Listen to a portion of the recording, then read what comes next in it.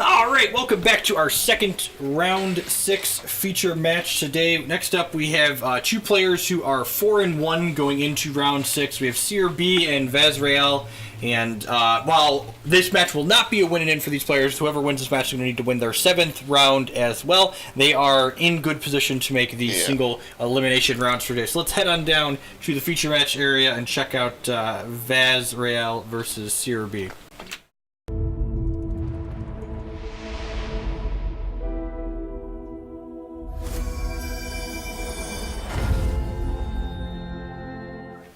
Alrighty, and we have here Vazrael on Wintermoon, Sapphire Wild versus Cearb playing the Blood Wild Deathcry deck. Looks like pretty reasonable hands on both sides of the table. Let's go ahead and dive in here. Yeah, absolutely. Vaz has a pretty decent one here. Cottontail Explorers. It's interesting. Is that the norm for the Wintermoon decks? So, JJ, Jadeem Jedi, and his group actually played Cottontail Explorers in their deck last week. I think they figured out that playing to the board early gave you a much better matchup against like the Ruby aggressive decks, and it's like a 1/1 that allows you to generate value when you play it out as well. So between Thunderfields here and Cottontail Explorers, you have a lot of small blockers that are very good. Cool. I'd like to note something kind of interesting in Vazrael's hand up here. We have a Witch of the Wishing Well, and this was a card that Zubrin had in his Mono Wild deck that seemed particularly potent and interesting there, and I'm excited to see it in this Death Card deck. Definitely an interesting one here. That being said, past the Witch, Cearb's hand is very good here. They've got turn 2 Lord Blade Bark into turn 3 Runear Hierophant to turn 4 Commander Prompt. Look at that, they have an Eternal Seeker in the main deck also. Okay, so Cearb's deck is it's a little bit bigger than the average deck. And I like the inclusion of Witch alongside a card like Seeker, because Witch lets you kind of smooth out when you draw the Seeker early and it's awkward, right? Yep, absolutely. So Vaz going to miss on that Cottontail Explorer.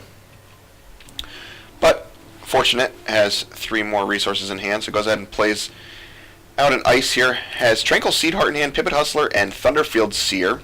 So another thing I hadn't considered was that these Cottontail Explorers here, they're good with Wintermoon, right? Like, they feel Wintermoon. Yeah, we saw, I'm blanking on their name now, but the Wintermoon player in the previous match, they kept struggling to have cards in their crypt in order to activate their Wintermoon power efficiently. Yes. What do you think of this attack? That's a super duper aggressive. That being said, I guess. Yeah, so there's 2 things to this, 2 pieces to that puzzle. There's a culmination of blood in hand for Cearb, which is probably one of your premier cards in this matchup. And there's not another Deathcry troop in hand. So okay, yeah, that's so fair. Lord Blakebark kind of isn't doing much post playing the Runear out. That being said, Wintermoon just got to put cards from Varel's Crypt back into the deck. So that's going to kind of control how good this culmination is. That is true. This Commander Prompt is very good. Really tough. The Pipit Hustler is going to check something, but it's... You have to choose, like, are we hustling the Runear or are we hustling the Commander Prompt? Very interesting spell. Looks like the Runear... to hustle the Runear. That makes sense. The Runear is pushing the most damage overall. We get to pick our battle. Take 8 here. That's a lot. Vaz going down to 13 here. That's a good one. Yep. It's definitely... Transmogrifate is a pretty decent draw here from Vaz. Able to deal with the problem card of the Commander Prompt, probably. Honestly, Tranquil Seedheart just being a 3/5 is pretty good on this board. Yeah. If Commander Prompt wants to attack here, it's going to trade with this Pipit Hustler. Yep. And Tranquil Seedheart here is a 3/5 that's quick, so when it comes, it's going to be able to be played after attackers, before blockers. And at the start of the turn, it transforms into Wrathful Seedheart. And Wrathful Seedheart here says, when this deals damage, draw a card. So generates card advantage and eats something when it's on the Tranquil Seedheart side here. Yeah, this is a pretty good one. This is going to be interesting back and forth these next couple of turns here. This is culmination at 6. Okay. I like this attack here. Just these, yeah. Because if either of these die, we get to culmination them. Yeah, and a lot of times you don't want to get your Commander Prompt. Your Commander Prompt is super, super important here, and you don't want to get it into combat if you don't have to. This could be lights out for the Wintermoon player. Yeah, this is... The Seedheart's going to be able to come in. They're gonna play a Seedheart, but this culmination is just gonna gobble them. Oh, are we gonna play around with counters here? Looks like. No, good. Because they put a second troop in. Yes. I like this. I like this. This is great. Yeah, just bid them. Yeah, go for it. Yeah, this is great. I've got stuff here. You've got no stuff. It's a good one, but I mean, a can little you late to the attack? party. Like, you're going to be dead on board if you attack, right? Yeah, there's no attacking here, looks like. Yeah, I like the no attacks. Cearb is in great shape, especially with this Necropolis coin in hand. How awkward has Takahiro been this game? Yeah, I mean, you know, you'll have that, I suppose. Sometimes you should have a death card troops, you know? Yeah, it's not great. This is kind of an interesting one. Are they? They're dead on They're board, dead on right? board, right? It's Yep. 8. It's a 7-piece. Okay, Yeah, with the yep. coin. Yeah, with the All Necropolis right, coin. Cearb is going to take the first game here in a very, very commanding fashion over Vazrael. Yeah, you know, sometimes you just don't even need your power. You know, you just attack them. Who needs to draw extra cards when you just attack a lot? All right, let's go ahead and head on down to the second game here. See if Vazrael can tie things up. Yeah, that was pretty impressive, honestly.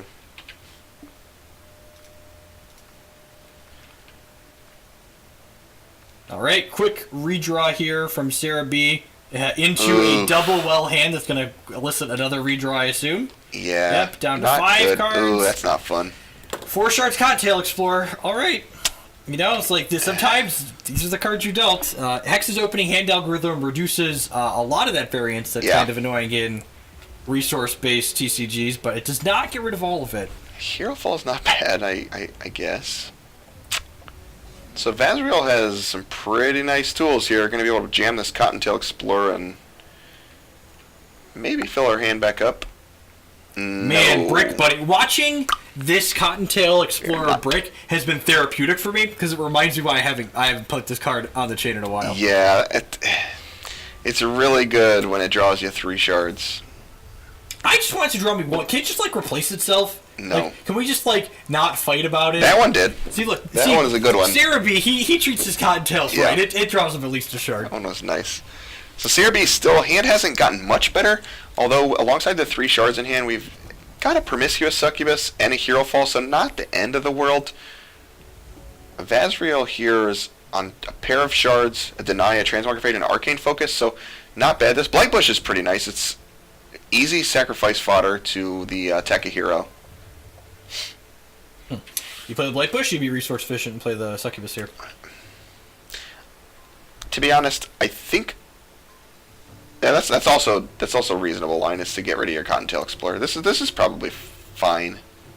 And, like, you're winning the race, right? And now all of a sudden, you know, Cearb mulligan to 5 this game, but we're at parity on cards because the Cottontail Explorer blicked on Vazrael's side of the table. Another Cottontail rolling off the top for Vazrael here. Rabbit says... They like this. We're going to Fate Weave a non-resource to the top and then play the Cottontail. Gotta thin it out of the bottom 3 that your Cottontail's more likely to hit. Ooh, we Fate Weaved a Brown Fox Scout to the top of the deck. Well, now you can't Cottontail. Now we're not Cottontailing. No, sir. Get right Cracking on in, in, yeah. Down at 19 for Cearb. Oh, baby. Cearb hit a Commander Prompt. Cearb has pretty good draws this game so far, so the Commander Prompt's nice. It's a roadblock, right? It sure is. Vazrael going to go ahead and jam down that Brown Fox Scout off the top of the deck there. Draws another shard. Focus. Arcane Focus. A Pipit Hustler. Very nice. Hustling. Now, I detect the Brown Fox Scout, I think, right? You like happy to hustle this? Yeah, I think that's okay. The average 3-drop probably trades with your Brown Fox Scout. And you're adding a Hustler to the table. Average 3-drop trade with Brown Fox Scout. That's good. Deal. So now Vazrael is down to a Well of Instinct, a Transmogrifate, and a Cottontail Explorer. Okay. Now just a Cottontail Explorer and a Well of Instinct. Now that they're on... Do you Hero Fall their Cottontail and get the other one out of their hand? No, I think you certainly are going to Hero Fall this Pipit Hustler. That's like one of their better cards. I don't know. This is also fine. Just wait? Sure. So, like, wait for more information? Yeah, it's okay. Yeah, never mind. I lied. Confounding Iron here. Here's a good Clutch reserve cards in this matchup. Interrupt target blood or wild card. Cearb doesn't have many non-blood, non-wild cards. Yeah, that's pretty... They do actually have one in their hand. So, really small thing worth noting here.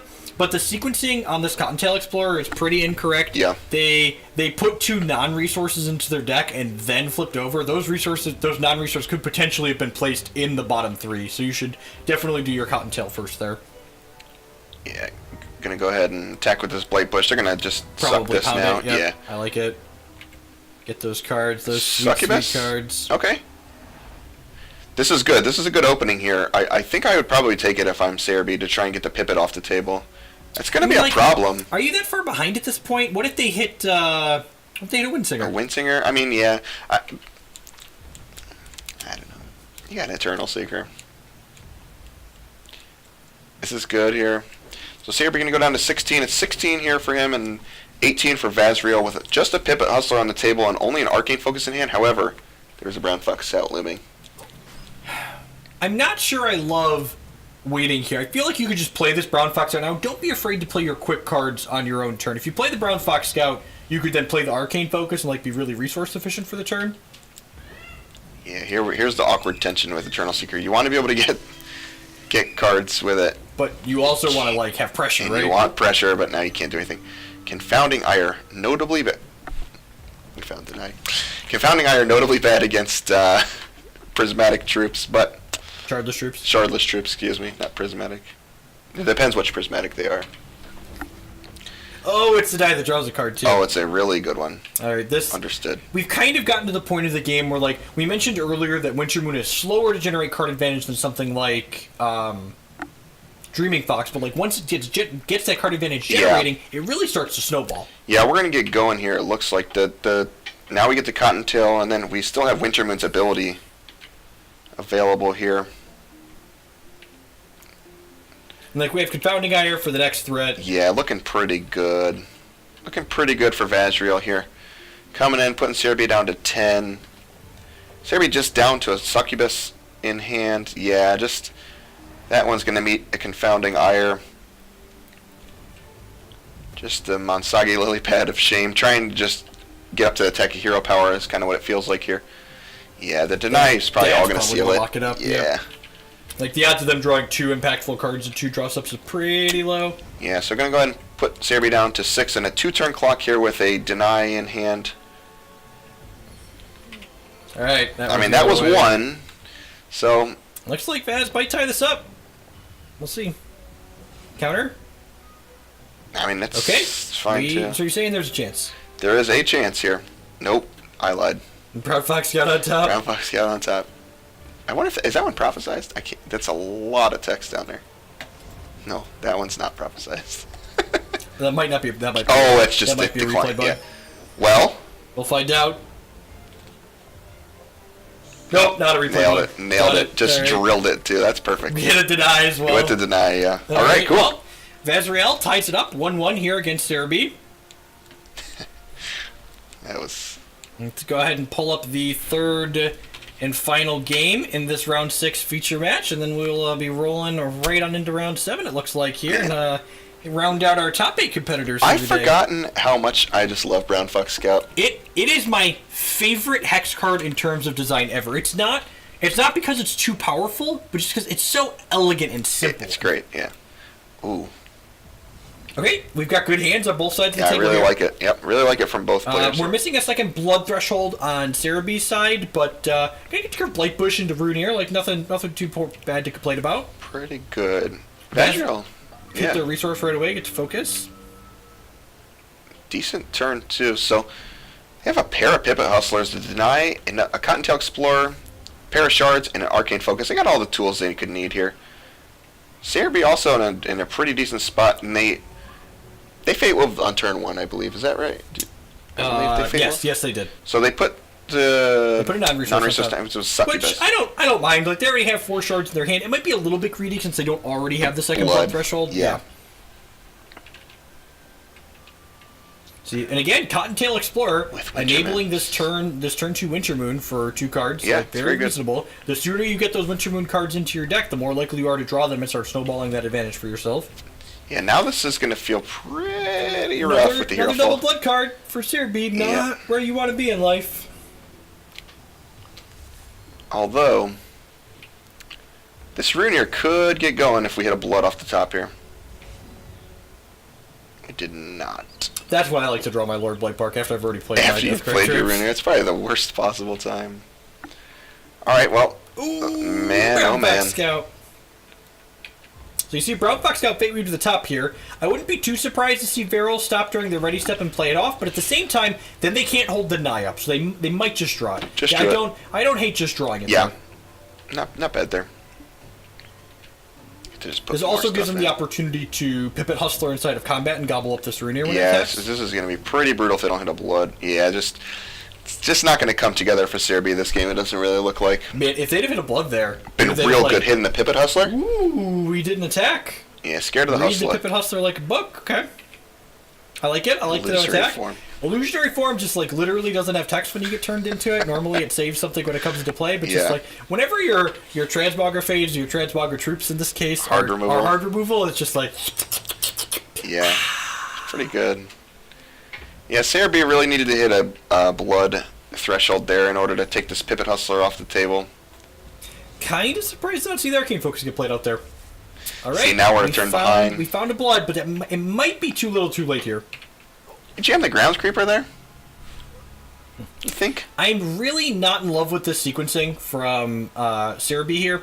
I feel like if your plan is to play the Hero Fall this turn, you want to use the Hero Fall during their ready step to give them the least amount of information possible. Yeah. We went with the Hero Fall. Okay. I like that. That's cool. Emperor's Lackey gonna hit the table here, so maybe Cearb's not in the worst spot here. Just a pair of Denies, a Confounding Ire, and a Brown Fox Scout in hand for Vazrael. The second Scout on top's a big deal. It's pretty big, but it's 3 counter spells here, so I feel like Varels is ahead on board and has 3 interrupts in their hand. yeah, so it's pretty close. I'm not sure that really helps. We should like deploy this Promiscuous Succubus. We get to play this Brown Fox out and then deny it. Yeah, it's pretty good. It's pretty good here for Vazrael still. Confounding Ire is an interesting decision. We see their Hero Fall come out. Are we gonna fight over this one? Well, we get to Brown Fox and deny this turn now too, right? I'm so confused. Unless that's not what it is. I mean, it was right last time. Yeah. This is a wacky one. Interesting. Maybe they're gonna draw something that's not a denied. We'll feel silly. I hope so.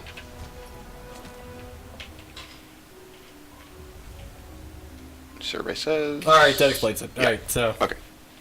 minor replay bug there. Brown Fox Scout got stuck on top of the deck. I'm kind of surprised they didn't play the Brown Fox out of their hand, though. That being said. Yeah. Well, this creeper's not gonna happen. We have a deny available this turn. I mean, it worked like snap denying this, right? Yep. Like Cearb at 17. We've got it's a 5-turn clock's a long time, so Cearb's gonna have a lot of time to draw out of this still. Yeah, absolutely. So be able to jam this Brown Fox Scout down here. And then another deny. Boy, oh boy. Oh, any chance Cearb had to come back in this game is probably going to be denied. And that'd be rough. Yeah, pretty good. Ooh. So it's a small thing, but I really like that Cearb is holding this Monster Guy Yeah, lily pad absolutely. here. If they draw a Shin here, the Monster Guy's lily pad is an uncounterable way for them to get a troop into play, which they can then use Takehiro's ability to gain some life and draw a card. It's also a second blocker if they get real far behind here. Coming in for 4, so we're going to go down to 9. Vazrael up to 15. Culmination of Blood. Pretty That good card's when your so good opponent in this has no matchup. hand. Yeah. We said it was the best card in the matchup, right? Yeah. Alright. Sapphire Ice off the top for Vazrael. Going to probably put a non-resource on top of their deck here. This is Feeling pretty bad for we Cearb. need a Shin here. You drew your best card 2 turns in a row. How could you lose? How could you lose? That's brutal stuff right there. I read a thread on the forums that said Culmination and Blood needed to be banned. Yeah, and they were probably right, but only because of how bad it feels when you draw it on turn 20. Yeah. It's pretty good stuff. Yeah, not looking good here for Cearb unless he has something like Massacre in the deck or something like that. Yeah, just another all bad. Monster Guy lily pad is gonna be a wrap here. All she wrote. So that's gonna put Vazrael up to 5-1. So yeah. again, they are not a lock for top 8 by any means. But they put themselves in a very good position. If they win this last match in round 7, they'll be eligible for the to single control elimination their own rounds. destiny. We'll be back with some round 7 matches, some winning in for top 8, and then the single elimination rounds after that in just a minute. Stay tuned, folks. Thanks for watching the Bash coverage today.